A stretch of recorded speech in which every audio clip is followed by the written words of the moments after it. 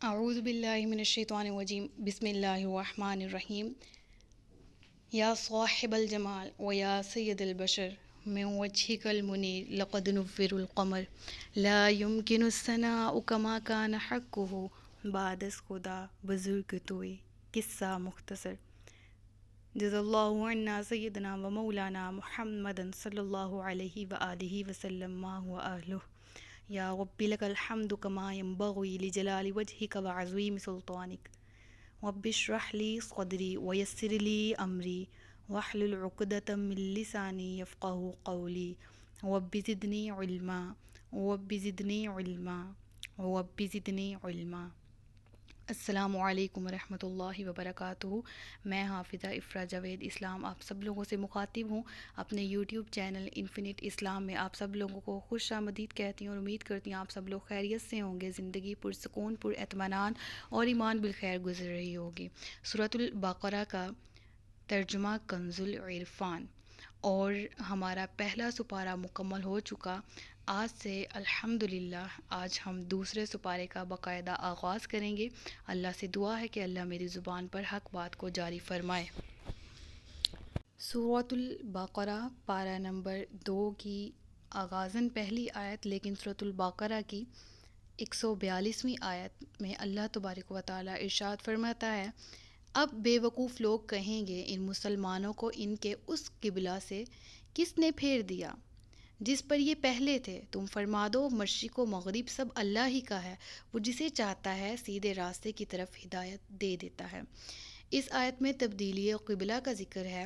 مسلمانوں کا پہلا قبلہ حضرت آدم علیہ السلام سے لے کر حضرت موسیٰ علیہ السلام کے دور تک ایک ہی رہا، اور وہ خانہ کعبہ تھا۔ پھر حضرت موسیٰ علیہ السلام سے حضرت عیسیٰ علیہ السلام کے دور میں بیت المقدس کو قبلہ بنا دیا گیا، اور پھر نبی پاک صلی اللہ علیہ وآلہ وسلم کے دور تک بیت المقدس ہی قبلہ رہا۔ اب اس آیت میں ارشاد ہے کہ تبدیلی قبلہ کس طرح ہوئی۔ یہ واقعہ مکمل کا مکمل میں نے اسی چینل انفینٹ اسلام میں پلے لسٹ ہسٹری آف ہولی کعبہ میں ایڈ کر دیا ہے، اور مکمل واقعہ تبدیلی قبلہ کے نام سے ایک ویڈیو ہے، وہ آپ ضرور سرچ کیجئے گا اور وہ ضرور سنیے گا تاکہ آپ کو ان آیات کا ڈیٹیل سے پتہ چل جائے۔ بہرحال اس آیت کی تفسیر سے ریلیونٹ ہم ذکر کریں گے کہ جب خانہ کعبہ مسلمانوں کا قبلہ بنا دیا گیا اور بیت المقدس سے تبدیل کیا گیا، تو تب منافقین اور یہود و نصارہ نے بہت سی باتیں کرنا شروع کر دی۔ اول تو وہ پہلے کہتے تھے کہ مسلمانوں کو کہ تم لوگ ہر چیز میں ہم سے کہتے ہو، اعتراض رکھتے ہو اور ہمیں غلط کہتے ہو، تو ہمارے قبلہ کو کیوں اپنا قبلہ تصور کرتے ہو؟ لیکن جب قبلہ بدل دیا گیا تو پھر ان کو اعتراض تھا، اور کیا کہتے تھے کہ کس چیز نے تمہیں تمہارے قبلہ سے بدل دیا ہے؟ اور وہ چیز کیا تھی قبلہ تبدیل کرنے کی، وہ حکمتیں کیا تھی، وہ میں اپنے لیکچر میں ڈیٹیل سے بیان کر چکی ہوں۔ بہرحال یہاں یہ ان آیات میں ذکر ہے کہ رسول اللہ صلی اللہ علیہ وآلہ وسلم کا شوق تھا، آپ کی محبت تھی، آپ کی خواہش تھی کہ بیت المقدس سے خانہ کعبہ کو تبدیل کر کے ہمارا قبلہ بنا دیا جائے، تو اللہ نے آپ کی اس خواہش کی لاج رکھی اور کہا گیا کہ اے محبوب صلی اللہ علیہ وآلہ وسلم، میں آپ کی خواہش کو پورا کرتے ہوئے خانہ کعبہ کو قبلہ بنا دیتا ہوں۔ تو مشرکین اور یہود و نصارہ کو اس آیت میں بے وقوف کہا گیا، اور انہوں نے یہی کہا تھا جو اس آیت میں ذکر ہے، اور اللہ ان کو جواب دے رہا ہے کہ اے نبی، اگر یہ بے وقوف لوگ آپ کو کہے کہ آپ کا قبلہ پہلے وہ تھا اب یہ ہے وغیرہ وغیرہ، تو ان کو میری طرف سے بتائیں، جواب دیں آپ۔ اور کیا جواب دیں، کیا فرمائیں ان کو؟ اے نبی، ان کو فرما دیجئے کہ مشرق اور مغرب تمام سمتیں، تمام جہتیں اللہ تبارک و تعالیٰ ہی کی ہیں۔ وہ جسے چاہے اپنے راستے کی طرف ہدایت دیتا ہے، وہ جو چاہے کرے، وہ جیسا چاہے حکم عطا فرمائے۔ اور دیکھیں اس آیت میں رسول اللہ صلی اللہ علیہ وآلہ وسلم کی سنت پر انگلی اٹھانے والوں کو، رسول اللہ صلی اللہ علیہ وآلہ وسلم کی شان میں بولنے والوں کو، اللہ کی حکمتوں، اللہ کے احکامات کے سامنے سر نہ جھکانے والوں کو کس قدر وعید سنائی جا رہی کہ اللہ ان کو بے وقوف کہہ کے مخاطب کر رہا ہے کہ یہ عقل سے خالی ہیں، کیونکہ عقل مند لوگ، صاحب علم لوگ اللہ کی حکمتوں کو بھی جانتے ہیں اور رسول اللہ صلی اللہ علیہ وآلہ وسلم کی شان کو بھی جانتے ہیں۔ اگلی آیت، آیت نمبر 143: اور اسی طرح ہم نے تمہیں بہترین امت بنایا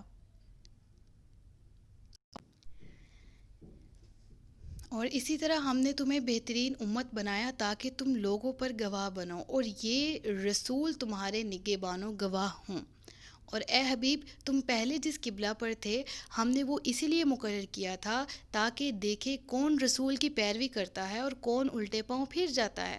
اور بے شک وہ لوگ جنہیں اللہ نے ہدایت دی تھی ان کے علاوہ لوگوں پر یہ بہت باری تھی، اور اللہ کی یہ شان نہیں کہ تمہارا ایمان ضائع کر دے۔ بے شک اللہ لوگوں پر بہت مہربان رحم فرمانے والا ہے۔ اس آیت میں بہت سے احکامات کا ذکر کیا جا رہا ہے۔ سب سے پہلے تو یہ بات بیان کی جا رہی کہ ہم نے تمہیں بہترین امت بنایا۔ امت محمدی کو فضیلت قرآن نے دی، امت محمدی کو فضیلت عطا ہوئی اور اس کی نسبت رسول اللہ صلی اللہ علیہ وآلہ وسلم سے ہے۔ بلا شبہ رسول اللہ صلی اللہ علیہ وآلہ وسلم سے نسبت رکھنے کی وجہ سے ان کی امت کو بہترین امت کہا گیا۔ کیوں کہا گیا؟ تاکہ تم لوگوں پر گواہ بنو۔ اس سے مراد یہ ہے کہ امت محمدی پچھلی تمام امتوں کی گواہی دے گی۔ کس طرح سے دے گی وہ، اور کیوں اس کو گواہ بنایا گیا؟ کیونکہ قرآن کریم وہ کتاب جو نبی پاک صلی اللہ علیہ وآلہ وسلم پر نازل کی گئی، مسلمان پڑھیں، اور اس میں لکھا ہے پچھلی کتابوں کے تمام احوال، ان کتابوں میں کیا احکامات تھے، کنہوں نے ان احکامات کو تبدیل کیا اور ان احکامات میں اپنی من چاہی تبدیلیاں کر کے اپنے دین کو بدل ڈالا اور ایمان نہیں لے کر آئے۔ اور یہ ساری کی ساری باتیں جو قرآن مجید میں ہمیں ملتی ہیں، ہم اس پر گواہ ہیں پچھلی قوموں کے۔ ہمیں جو قرآن مجید کی آیت بتائے گی ہم اس پر مکمل ایمان لاتے ہیں۔ ہمیں قرآن میں کہا گیا، سورۃ البقرہ کی ابتدائی رکوع میں ہمیں کہہ دیا گیا کہ وہ لوگ ایمان والے ہیں، وہ لوگ متقی ہیں، وہ لوگ پرہیزگار ہیں جو کہ ایمان لاتے ہیں اس کتاب پر جو نازل کی گئی آپ پر، اور اس سے پہلی جتنی کتابیں نازل کی گئی ان سب پر اور تمام نبیوں پر۔ تو ہم ساری کتابوں پر بھی ایمان لاتے ہیں، سارے نبیوں پر بھی ایمان لاتے ہیں، اور ہم ہر چیز کے گواہ ہیں کہ وہ کتابیں برحق تھیں اور وہ کتابیں انہوں نے اپنی من چاہی مرضی سے تبدیل کر دیں۔ ان کے تک راہ ہدایت آئی تھی، بروز قیامت یہ مکر نہیں سکتے کہ ہمارے تک راہ ہدایت ہی نہیں پہنچی۔ ہم گواہ ہیں، اور ہم گواہ کیوں ہیں؟ کیونکہ ہم نے قرآن پڑھا ہے، اور اگر ہم مکمل قرآن پر ایمان رکھتے ہیں تو ہمیں اس بات پہ بھی ایمان رکھنا لازم و ملزم ہے کہ پچھلی قومیں، پچھلی امتیں جس طرح گزری ہیں، جن پر عذاب آئے، ان کی وجہ کیا تھی، ہمیں ان عذابات سے بچنا ہے، اور پچھلی قوموں پر جو انعامات عطا ہوئے وہ کس وجہ سے عطا ہوئے، ہمیں ان عادات کو اختیار کرنا ہے۔ تو ہم ہر چیز پر گواہ ہیں۔ اور اس کے بعد جو بہت ہی میٹھی اور بہت ہی پیاری بات کی گئی، وہ کی گئی کہ اے اور یہ رسول صلی اللہ علیہ وآلہ وسلم تمہارے نگہبانوں گواہ ہیں۔ اب دیکھیں، رسول اللہ صلی اللہ علیہ وآلہ وسلم کو ہم پر نگہبان بھی کہا گیا اور گواہ بھی کہا گیا۔ اور اس آیت کی تفسیر اگر میں اس طرح سے کروں اس لفظ کی، کہ گواہ وہی ہوتا ہے جو موجود ہوتا ہے، جو موجود نہ ہو ہم اس کی گواہی کیا لیں؟ ایسا ہی ہے جیسے کوئی کسی جگہ پر کوئی انسیڈنٹ ہوتا ہے، کوئی واقعہ رونما ہوتا ہے، تو ہم عینی شاہد اکٹھے کرتے ہیں کہ جنہوں نے اس واقعے کو دیکھا ہو۔ اس کے علاوہ کوئی باہر کا بندہ آ کے کہے جی میں گواہی دیتا، تو ہم کہیں گے تم ذرا چپ کر کے سائڈ پہ بیٹھے رہو، تم کون سا موجود تھے جو تم گواہی دے رہے ہو؟ ایسا ہے نا؟ تو عقل تسلیم کرتی ہے کہ جو موجود ہوتا ہے گواہ وہی ہوتا ہے، جو موقع پہ موجود ہوتا ہے، جو دیکھ رہا ہوتا ہے، جو اس جگہ پہ ہوتا ہے، اس کی گواہی لی جاتی ہے۔ تو اللہ تبارک و تعالیٰ نے اپنے محبوب کو کہا کہ تو گواہ ہے ساری امتوں پر، امت محمدی پر بھی، اور نگہبان ہے ان پر۔ تو معلوم ہوا کہ رسول اللہ صلی اللہ علیہ وآلہ وسلم حاضر و ناظر ہیں، وہ موجود ہیں، تو ہی تو ان کو گواہ کہا جا رہا ہے کہ آپ سے گواہی لی جائے گی اپنی امت کی کہ یہ کیا اس نے شریعت پر عمل کیا، اور کیا اس نے اے نبی آپ صلی اللہ علیہ وآلہ وسلم کی سنت پر عمل کیا، کیا اس نے رب العالمین کے احکامات مانے، ساری شریعتوں پر، سارے کے سارے جو نبی ہیں ان سب کی نبوت پر، ان سب کے احکامات پر نبی کریم صلی اللہ علیہ وآلہ وسلم کو گواہ بنایا گیا کہ بروز قیامت پوچھا جائے گا یا رسول اللہ صلی اللہ علیہ وآلہ وسلم آپ کیا گواہی دیتے ہیں سارے نبیوں نے جو کیا برحق کیا، اور آپ گواہی دیں گے کہ میں گواہی دیتا ہوں کہ سارے کے سارے نبی جو آئے اس نے تیرے دین کی تبلیغ کی اور تجھے وحدہ لا شریک کہا، اور جو جو احکامات انہیں دیے وہ سب امت تک پہنچائے۔ اور آپ گواہی کس طرح دیں گے؟ آپ نے قرآن میں پڑھ لیا ہے کہ سارے کے سارے نبی جو آئے وہ برحق تھے، اور دین دین اسلام کی، رسول اللہ صلی اللہ علیہ وآلہ وسلم کی جو شریعت ہے، جس طرح آپ نے آنا تھا اس دنیا میں، تشریف لانا تھا، ان کی کتابوں میں جو مذکور تھا ان سب کی تلقین کرنے والے تھے۔ اور یہ بھی معلوم ہوا کہ ہمیں اپنے رسول اللہ صلی اللہ علیہ وآلہ وسلم سے بھی گناہ کرتے وقت شرم و حیا کرنی چاہیے۔ دیکھیں، اللہ تبارک و تعالیٰ سے تو ڈرنا ہی ہے، لیکن ہمارے رسول اللہ صلی اللہ علیہ وآلہ وسلم اللہ کے عطا کیے ہوئے علم غیب کی وجہ سے وہ جانتے ہیں کہ امت کا حال کیا ہے، وہ جانتے ہیں کہ امت کس حال میں ہے۔ دیکھیں نا، رسول اللہ صلی اللہ علیہ وآلہ وسلم ساری رات کھڑے ہو کے عبادت کرتے تھے قیام میں، اور امت کی مغفرت کی دعائیں مانگتے تھے۔ تو اس وقت کی امت تو اس قدر گناہ گار نہیں نہ تھی، اس قدر جس قدر آج ہے۔ اس دور کی جو امت تھی وہ تو صحابہ کرام تھے، وہ تو اہل بیت تھے، وہ تو آل رسول صلی اللہ علیہ وآلہ وسلم تھے، وہ تو صحابہ کرام کے فالوورز تھے، وہ تو رسول اللہ کی سنت پر عمل کرنے والے لوگ تھے، وہ تو اس قدر برے نہیں تھے۔ تو آپ کیوں روتے تھے راتوں کو اٹھ اٹھ کے، یا اللہ میری امت کو بخش دے؟ کیونکہ آپ کو علم تھا کہ امت کیسے کی ہوگی۔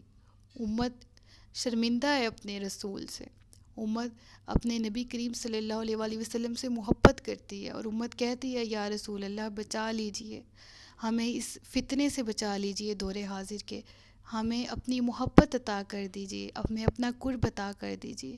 یہ امت بہت گناہ گار ہے۔ ہم امتی ہونے کے ناطے اپنے نبی کریم صلی اللہ علیہ وآلہ وسلم سے محبت کا اظہار کرتے ہیں، اور دعا کرتے ہیں کہ یا رسول اللہ، اللہ کی بارگاہ میں ہماری ہدایت، ہمارے صراط مستقیم پر چلنے کی دعا مانگ دیجئے۔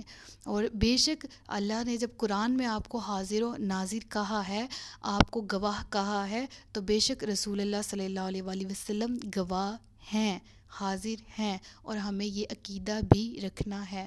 اللہ تعالی ہم سب کے عقیدوں کو ستھرا اور صاف بنائے، اور ہمارے عقیدوں کو پاک کر دے۔ پھر آگے اللہ فرماتا ہے کہ میں نے یہ تبدیل قبلہ کیوں کیا؟ اس کے پیچھے حکمت یہ تھی یا رسول اللہ، تاکہ پتہ چل جائے کہ کون سچے دل سے پیروی کرنے والا ہے اور کون الٹے پاؤں پھر جانے والا ہے۔ اس سے مراد اس دور کے منافقین ہیں جنہوں نے جب رسول اللہ کو دیکھا کہ مسجد بنی سلمہ میں آپ نماز ظہر کی ادائیگی کر رہے تھے، 2 رکعتیں آپ نے پڑھ لی تھی، اور حضرت جبرائیل وحی لے کر آئے، اور وحی لے کر جب آئے اور آپ نے کہا کہ اللہ تبارک و تعالیٰ آپ کو حکم دیتا ہے کہ آج سے آپ کا قبلہ بیت المقدس سے تبدیل ہو کر خانہ کعبہ کر دیا گیا ہے، تو 2 رکعتیں آپ نے پڑھ لی ہوئی تھی، اور اگلی کی باقی کی جو 2 رکعتیں ہیں ان میں آپ نے اپنا رخ خانہ کعبہ کی طرف کر دیا۔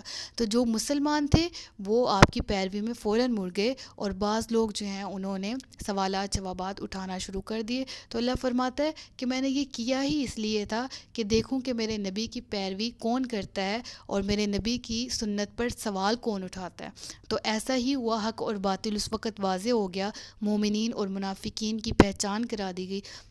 اور آج کے دور میں بھی ایسا ہی ہوتا ہے، ایسے بہت سے واقعات ہوتے ہیں جس میں یہی حکمت ہوتی ہے کہ معلوم ہو سکے کہ حق کی سائڈ پہ کون کھڑا ہے، دین اسلام کے لیے کون کھڑا ہے، اور اپنے ذاتی مفادات کے لیے کون کھڑا ہے، اور کون ڈر کے پیچھے ہٹ جانے والا ہے۔ جیسے اس دور میں ہوا تھا، منافقین نے سوال جواب اٹھائے تھے، اس طرح ہر دور میں ہوتا آ رہا ہے۔ تو اللہ کی طرف سے ہر طرح کی آزمائش اترتی ہے، اور آزمایا جاتا ہے بندوں کو کہ دیکھتے ہیں کہ یہ بندے کیا کرتے ہیں، میرے صراط مستقیم پر، میرے نبی کی سنت پر چلتے ہیں یا پھر جاتے ہیں، کیا ہم منافق ہیں، کیا ہم مومن ہیں۔ اس چیز کا فیصلہ اس آیت کو پڑھتے ہوئے ہم نے کرنا ہے۔ اگر تو ہم خود کو مومن کہتے ہیں تو ہمیں ہر صورت میں رسول اللہ کی ختم نبوت کا اور آپ کی تعلیمات کا ہر صورت میں دفاع کرنا ہے، آپ کی تعلیمات پر عمل کرنا ہے۔ اور اگر ہم منافق ہیں تو استغفر اللہ، اپنے رویوں کو بدلیں۔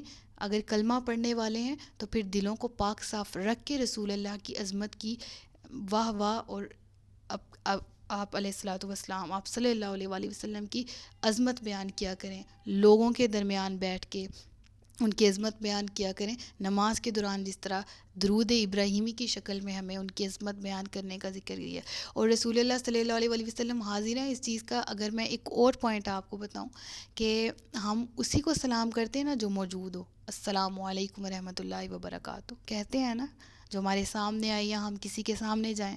ہم بیٹھے بیٹھے تو نہیں نا تصور کر رہے ہوتے کہ بیٹھے ہیں تو میں کہوں میں اپنی دوست کو سلام بھیج رہی ہوں اور دوست نے سن بھی لیا، ایسا نہیں نہ ہوتا. تو ہم نماز میں کیوں کہتے ہیں السلام علیک ایھا النبی ورحمۃ اللہ وبرکاتہ؟ سمجھ میں آئی؟ کیوں کہتے ہیں نماز میں اے نبی آپ پر سلام ہو؟ کیونکہ بے شک میرے نبی حاضر و ناظر ہیں، سلام حاضر کو ہی کیا جاتا ہے.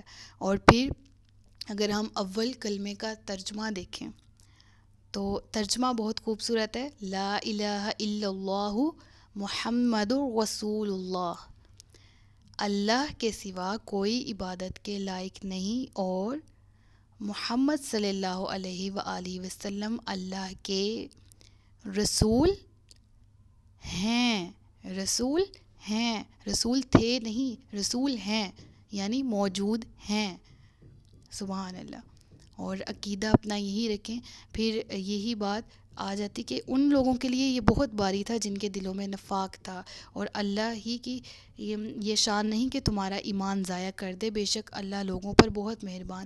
اس آیت میں وہ صحابہ کرام مراد ہیں، وہ مسلمان مراد ہیں جنہوں نے کعبہ کی طرف، کعبہ کے قبلہ بننے سے پہلے بیت المقدس کی طرف نمازیں ادا کی ہوئی تھیں. ٹھیک ہے، تو ان کی نمازیں ادا کرنے کے بارے میں وہ پریشان ہو گئے کہ کیا وہ نمازیں قبول نہیں ہوئیں اگر قبلہ بدل دیا گیا ہے تو، وغیرہ وغیرہ. اس طرح کے ذہن میں ایک دم ایک سوالات اٹھے، یعنی کہ سوالات نہیں کہیں گے، پریشانی کہیں گے کہ ان کو ہوئی کہ کیا ہماری پچھلی عبادات جو ہیں وہ رائگاں چلی گئیں، کیونکہ قبلہ ہی بیت المقدس نہیں ہے، قبلہ تو اب خانہ کعبہ ہے. تو اللہ فرماتا ہے کہ اللہ کی شان نہیں کہ تمہارا ایمان ضائع کرے. ان سب لوگوں کی نمازیں قبول ہیں جو بیت المقدس کی طرف نماز ادا، اپنا رخ کر کے نماز ادا کرتے تھے، اور اب سے ان لوگوں کی نمازیں قبول کی جائیں گی جو خانہ کعبہ کو اپنا قبلہ مانتے ہیں اور خانہ کعبہ کی طرف اپنی سمت کر کے نماز ادا کرتے ہیں. اگلی آیت ہے، اگلی آیت آیت نمبر 144. ہم تمہارے چہرے کا آسمان کی طرف بار بار اٹھنا دیکھ رہے ہیں تو ضرور ہم تمہیں اس قبلہ کی طرف پھیر دیں گے جس میں تمہاری خوشی ہے.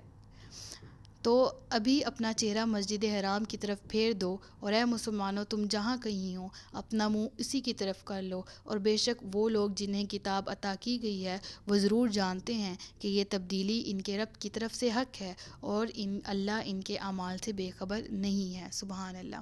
یہ وہ آیت ہے کہ جس میں اللہ نے اپنے حبیب کی خوشی کا، یہ دیکھیں ظاہری ترجمے میں ذکر ہے. یہاں تو ہونا کہ لوگ کہیں تفسیر میں اختلافات نکال دیں، اللہ ترجمے میں فرما رہا ہے کہ اے حبیب آپ کی خوشی کی خاطر ہم نے آپ کی مرضی کی خاطر خانہ کعبہ کو آپ کے لیے قبلہ بنا دیا، اور پھر حکم دیا سارے مسلمانوں کو کہ اے تمام کے تمام مسلمانوں تم جہاں کہیں بھی ہو اپنا رخ خانہ کعبہ کی طرف کر کے نماز ادا کیا ہو. اور جو لوگ سچے دل سے ایمان لانے والے ہیں وہ اس تبدیلی کو اللہ کی طرف سے حق جانتے ہیں، یعنی کسی قسم کا شک نہیں کرتے. انہیں پتہ ہے کہ جو کام ہو رہا ہے اس کے پیچھے حکمت ہے، وہ ہمیں ظاہری طور پہ سمجھ آ رہی ہے یا نہیں آ رہی، بہرحال اللہ کی طرف سے وہ ہر حکم اللہ کی حکمت ہوتا ہے، اور ہمیں اس کو ہر حال میں تسلیم کرنا ہے.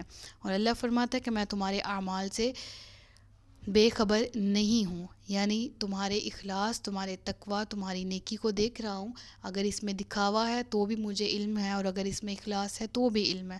اللہ تعالی ہم سب کو سچے دل سے رسول اللہ صلی اللہ علیہ وآلہ وسلم سے محبت کرنے والا، ان کی شان کو سمجھنے والا بنا دے. آمین. اس کی مکمل تفسیر میں آپ کو بار بار بتا رہی ہوں کہ میں نے اپلوڈ کر دیا ہے علیحدہ سے. سبق میں اگر بیان کرتی تو یہ سبق بہت لمبا ہو جانا تھا، اس لیے میں نے یہ پورے کا پورا تبدیلی قبلہ کا واقعہ علیحدہ سے اپلوڈ کیا، تو آپ جا کے ضرور سن لیجئے گا.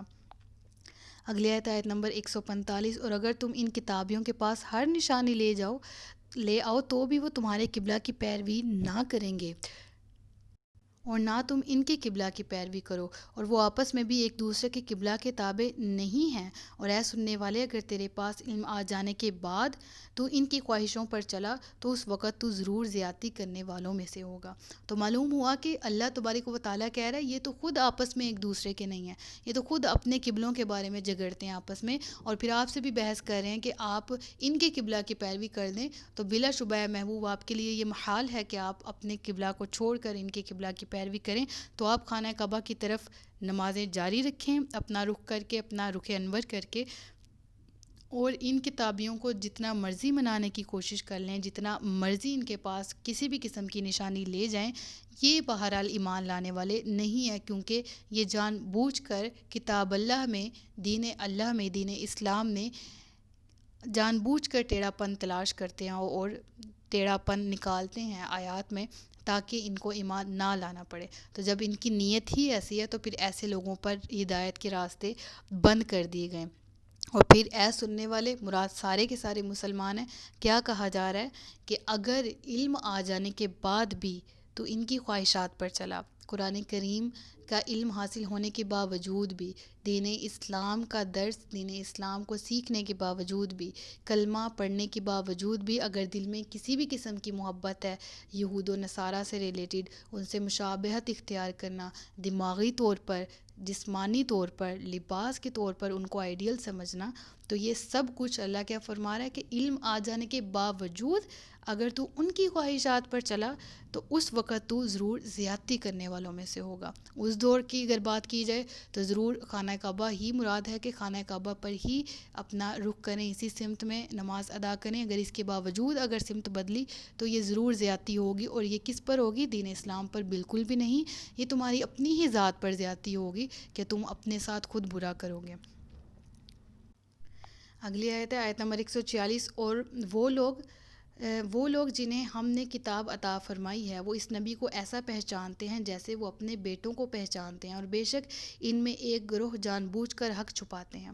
رسول اللہ صلی اللہ علیہ وآلہ وسلم کی کمالات، ان کی صفات، ان کی نشانیاں تورات و انجیل میں موجود تھیں، اور ان کو بالکل صحیح طریقے سے معلوم تھا۔ کہا جاتا ہے کہ اس دور میں تو ان سے حضرت عبداللہ بن سلام رضی اللہ تعالیٰ عنہ ایمان لے آئے تھے، پہلے یہ یہودیوں کے سردار تھے، تو پہلے یہ ایمان والے نہیں تھے، تو جب یہ ایمان لے کر آئے تو حضرت عمر رضی اللہ تعالیٰ عنہ نے، صحابی رسول ہیں ایک، انہوں نے سوال کیا ان سے پوچھا حضرت عبداللہ بن سلام سے، جو کہ یہودیوں کے اس وقت یہودی علماء تھے، جب انہوں نے رسول اللہ صلی اللہ علیہ وآلہ وسلم کو دیکھا تو ان پر ایمان لے آئے۔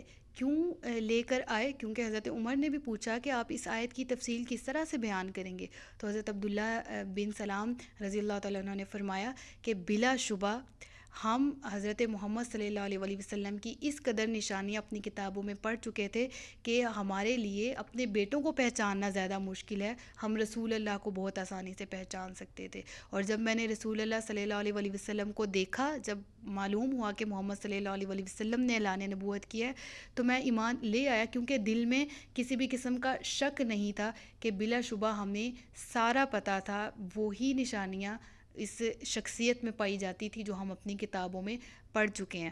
تو بیٹوں کو بھی پہچانا جائے تو اس دور میں جس طرح دائی ہیں یا آپ ان کی اپنی ازواج ہوتی تھی، وہ بتاتی تھی یہ تمہارا بیٹا ہے، تو ہر شخص کے پاس ایک گواہی ہوتی تھی کہ ہاں یہ میرا بیٹا ہے، یہ میری اولاد ہے، اللہ نے مجھے عطا کی ہے وغیرہ۔ لیکن وہ یہودی اور وہ نصارہ جن کو ان کی کتابات میں اس قدر نشانیاں دی گئیں کہ رسول اللہ صلی اللہ علیہ وآلہ وسلم کو جب انہوں نے اپنے سامنے دیکھا تو ان کے لیے پہچاننا ذرا بھی مشکل نہیں تھا، کیونکہ اللہ نے مکمل انٹروڈکشن، مکمل تعارف رسول اللہ صلی اللہ علیہ وآلہ وسلم کا بیان کر دیا، اور کہاں بیان کیا؟ پچھلی کتابوں میں بیان کیا۔ اور پھر حضرت عبداللہ بن سلام نے کہا کہ بالکل میں پھر اس وقت ایمان لے آیا، اور پھر یہاں پر آتا ہے اور بے شک ان میں سے ایک گروہ جان بوجھ کر حق چھپاتے ہیں، یعنی جس کے دل میں رسول اللہ صلی اللہ علیہ وآلہ وسلم سے متعلق بغض نہیں تھا، عناد نہیں تھا، تو وہ مکمل طور پر ایمان لے آئے۔ یہودی علماء میں سے کچھ ایسے بھی تھے جو ایمان لے آئے، اور کچھ ایسے تھے جان بوجھ کر حق بات کو چھپاتے تھے۔ یہ وہ لوگ تھے جو اپنی سرداری بچانے کی خاطر، اپنی جالہ داری قائم کرنے کی خاطر رسول اللہ صلی اللہ علیہ وآلہ وسلم کی نبوت کو سر عام لانے سے ڈرتے تھے، اور کہتے تھے کہ ہم نہیں ایکسیپٹ کریں گے ورنہ ہماری اپنی سرداری چھن جائے گی۔ تو معلوم ہوا کہ جو محبت کرتے ہیں رسول اللہ سے، وہ ان کو اپنا ہی فائدہ ہوتا ہے ان کا، اور جو رسول اللہ صلی اللہ علیہ وآلہ وسلم سے بغض رکھیں، ان کی نعت کو چھپائیں، ان کی نعت نہ بیان کریں، تو اس سے نقصان ان کا اپنا ہے، ان کے اپنے دل سیاہ ہو چکے ہیں۔ اس میں رسول اللہ صلی اللہ علیہ وآلہ وسلم کی شان میں کوئی کمی نہیں آئے گی۔ جیسے آپ مثال لے لیں، سورج کی مثال لے لیں، ایک شخص اندھا ہے اور وہ کہے سورج موجود ہی نہیں ہے، تو آپ اس کو کہیں گے کہ تم بیوقوف ہو، تم اندھے ہو، تمہیں نظر نہیں آ رہا، ورنہ سورج ایسی چیز ہے جو نہ نظر آئے، سب کو نظر آ رہی ہے۔ اسی طرح رسول اللہ کے اوصاف حمیدہ ہیں، اہل بصارت دیکھ سکتے ہیں، اور جو نہ دیکھ سکے، جو انکار کرے، وہ حقیقتاً اندھا ہے۔ اگلی آیت نمبر 147، اے سننے والے، حق وہی ہے جو تیرے رب کی طرف سے ہو، بس تو ہرگز شک کرنے والوں میں سے نہ ہونا۔ یعنی تبدیلی کعبہ برحق ہے، اور رسول اللہ صلی اللہ علیہ وآلہ وسلم کی شان برحق ہے، رسول اللہ سے اللہ کی محبت برحق ہے، اور رسول اللہ کی شان تمام نبیوں میں سب سے افضل ہے، تمام امتوں میں سب سے افضل امت محمدی ہے۔ تو یہ جتنی بھی تعلیمات قرآن میں ہمیں مل رہی ہیں، مسلمانوں کو کہا گیا کہ اس میں کسی بھی قسم کا شک دل میں نہ رکھیں، کیونکہ شک یقین کا تضاد ہے۔ یقین وہاں پر ایمان کا لفظی معنی ہی یقین کے ہیں، پختہ یقین، ایسا یقین جس میں شک کی گنجائش نہ ہو۔ تو اگر دل میں پھر بھی شک آ جائے رسول اللہ صلی اللہ علیہ وآلہ وسلم کی شان سے ریلیٹڈ، آیات قرآن سے ریلیٹڈ، تو پھر ایمان تو نہ ہوا، اسے ایمان تو نہ کہیں گے ہم۔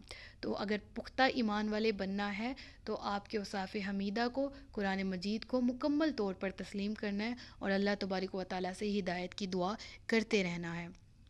سچ فرمایا اللہ نے جو عظمت والا ہے، صدق اللہ العلی العظیم و صدق رسولہ النبی الکریم ونحن علی ذلک من الشاہدین والشاکرین وما علینا الا البلاغ المبین۔ اللہ تبارک و تعالیٰ سے دعا ہے کہ اللہ تعالیٰ ہم سب کو قرآن کریم پر عمل کرنے کی توفیق دے، قرآن کریم کی تعلیمات کو عام کرنے کی توفیق عطا فرمائے، اور یہ بھی دعا ہے کہ میرے بیان کرنے میں، جانے انجانے میں کوئی غلطی کوتاہی ہو گئی ہو تو اللہ تبارک و تعالیٰ مجھے معاف فرمائے، ہم سب کو راہ ہدایت عطا فرمائے۔ اپنا خیال رکھیے گا، اپنے سے زیادہ دوسروں کا۔ تاجدار ختم نبوت زندہ باد، پاکستان ہمیشہ زندہ باد۔ السلام علیکم ورحمۃ اللہ وبرکاتہ۔